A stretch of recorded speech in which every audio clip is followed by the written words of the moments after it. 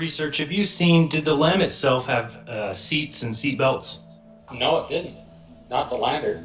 Yeah, and I mean, that's the craziest thing to me I've never heard discussed further is the fact that in the audio transcripts, you can see that within 10 seconds of taking off that they say pitch over, which means that the vehicle itself would have to pitch over onto its side, which means that the two astronauts inside of it would be laying on top of each other, getting squished because they still have to deal with the gravity of the moon. Within 10 seconds, you're not going to be floating around and allowed to pitch over the vehicle. The toe straps that they put their feet in. They just had a toe strap that they put their boot into, and he's wandering around like that trying to operate a joystick. Yeah, right. I've read everything on the lander and the operation manuals and stuff like that. If you have a full computer failure, you can't land that thing manually. You do not have control of the gimbal exhaust. All you have is throttle control to accelerate it and your little side thrusters on there.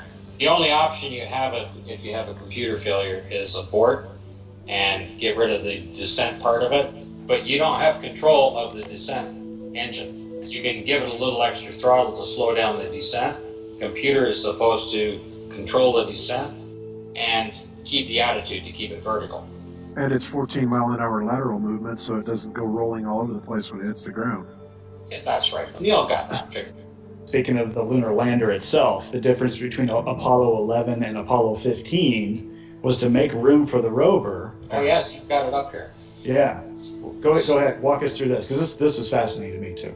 The descent engine fuel tanks, there's 2 oxidizers and 2 fuel tanks in there, are pressurized by a helium tank to push it through. It doesn't have a mechanical pump or an engine or any kind. So the helium tank is released and pressurizes the fuel into the descent engine on it. So in Apollo 15, the diagram on the right side there where the arrow is, the rover is set in place where the helium tank is, and the helium tank simply removed. So the rover took over that. So there's no way to pressurize the fuel to run this engine. They relocate the helium tank. It just flat out wasn't needed, I guess, when the rover was... And I did look up the helium tank. Apparently the amount of helium you needed was larger than that storage area, so somebody came up with a special kind of helium. It's called SC helium. I call it special concoction, so that it didn't have to be as big of a tank to pressurize the fuel. Okay, it's only used on Apollo. That technology disappeared again. That special helium that expands many times more than the regular helium does. I think it was Apollo 16 that did this little lunar rover, but it's pretty obvious to me that when you change the speed to 1.5, that it clearly shows the rover driving around as it normally would, and the 1 times speed that you see looks like it's in slow motion, and it looks like the dust is kind of staying up in the air a little longer than it should. But I always thought that was just so obvious, just to change it to 1.5 times, and then you see a vehicle driving around in the sand. And again, it weighs only 75 pounds. Some of those turns this guy is making would lend you up on your back. They played it back in a slower motion, right? So it looks all moony and zero gravity. Are you playing it at 1.5, Bob, or regular? I am playing it at regular.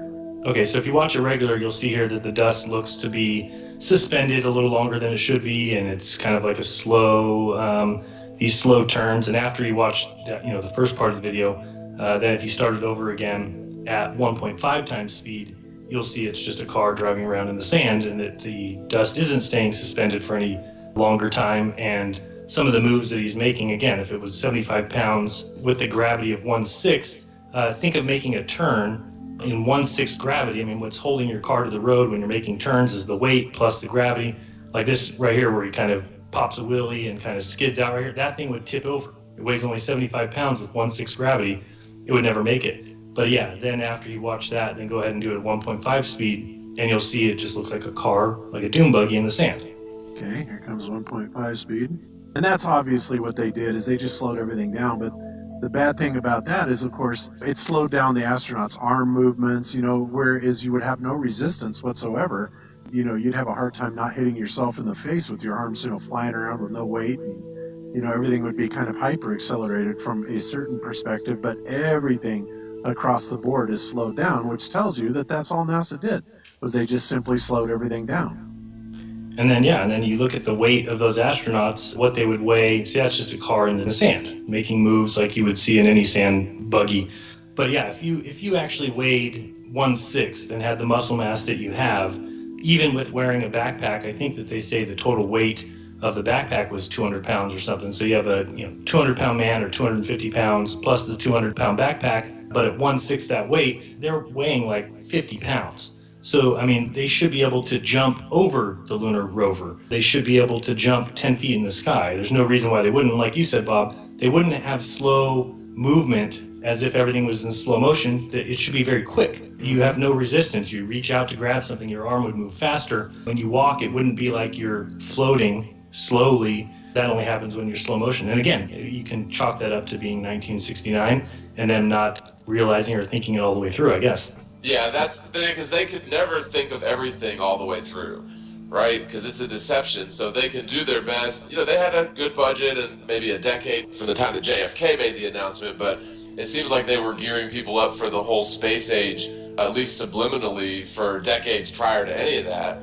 But yeah, it's one of those things where you can't anticipate everything that people are going to do, especially not with this resurgence of looking at everything that NASA's ever done with more scrutiny than ever, that we're just finding more and more stuff all the time where NASA's clearly faking it. But again, it is because, they do a pretty good job with the deception, sometimes not so good either.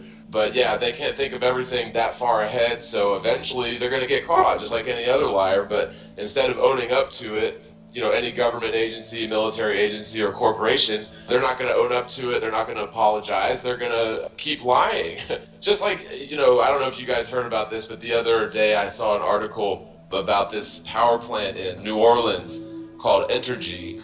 And they were basically caught paying actors to go and basically cheerlead for the power company at a city council meeting.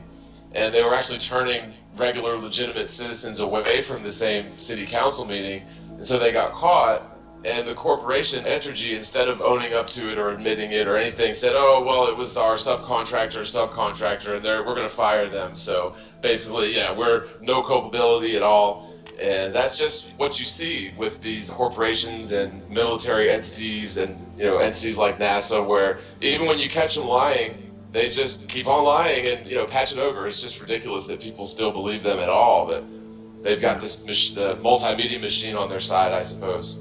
Yeah, they do. And Jaron, I think this video actually is more realistic at 2x speed. They're just slowing it down by 50%. So when you go to double, yeah, I thought so too. Very, very obvious stuff. We got some comments that were like, hey, I've been looking at these moon photos and videos or whatever for many years, and I've never seen that before. And this Apollo 16 ascent stage, yeah, that one right there, the shipwrecked. I just thought this one was really fascinating in looking at what happened when they started about a minute 13 in, and start watching these panels. And I do it a couple of times where I slow it down and kind of magnify it. And you can see that when these explosive bolts, were triggered to launch this thing, and then it's supposed to, fly off into space, that the explosion blew these panels off, or partially blew them off. And you can see the side of the spacecraft there just kind of rippling, what looks like, to me, it looked like fabric, just kind of rippling in the wind, and what that would mean. And then you go back and look at the transcript and listen to the audio, and neither NASA nor the astronauts mention any anomalies. Right. Well, the fact that anything would be rippling in the wind would be a bit of a point of contention, wouldn't it? Yeah. Well, I don't think it was supposed to be in the wind, but I mean, as a concussion type of ripple, I assume that's what you're describing, right, Paul? Yep. And then to kind of carry that further, then when you compare the Apollo 16 photo with Apollo 17, and you go a little bit further on the video, you can see that these four panels that were affected by this explosion, it looks like the Apollo 17, that those four panels, it's just those four panels have been erased. In the video here you're seeing shows what's behind those panels. It wasn't just a bunch of empty space. I mean, looks like some pretty critical stuff there that was subject to this, this explosion that was blowing this off. You want to stop it right there. That's where, if you're comparing these two images, Apollo 16 on the left before the explosion, and then look at Apollo 17, it was those four panels that were affected, and now they're a different color. Yeah. This is how they fixed it for the next mission shoot. Pitch over's on time. Roger, we call it up. Whatever. What a ride, what a ride. The LAM, we are told, was a very thin-skinned, lightweight machine. If it encountered any kind of explosion, especially one of this magnitude, it would have caused a rupture of the hull in the vacuum of space and resulted in a catastrophic failure. What is behind those panels, you may ask? Well, here's a photo of the lander taken prior to the mission here on Earth to show all the wiring, electrical components, and mission-critical mechanisms located directly behind the panels that were subject to this explosion. In this photo of the Apollo 16 LAM taken by one of the astronauts before liftoff, you can see the explosive pack behind the panels when magnified. This is further illustrated when you compare the Apollo 17 panels to that of the Apollo 16 version. It's clear the panels were either replaced or simply reused again after a fresh coat of paint had been applied to the ones that were nearly blown off. As we've demonstrated throughout this Apollo series, equipment was reused and recycled mission after mission on the moon stage set.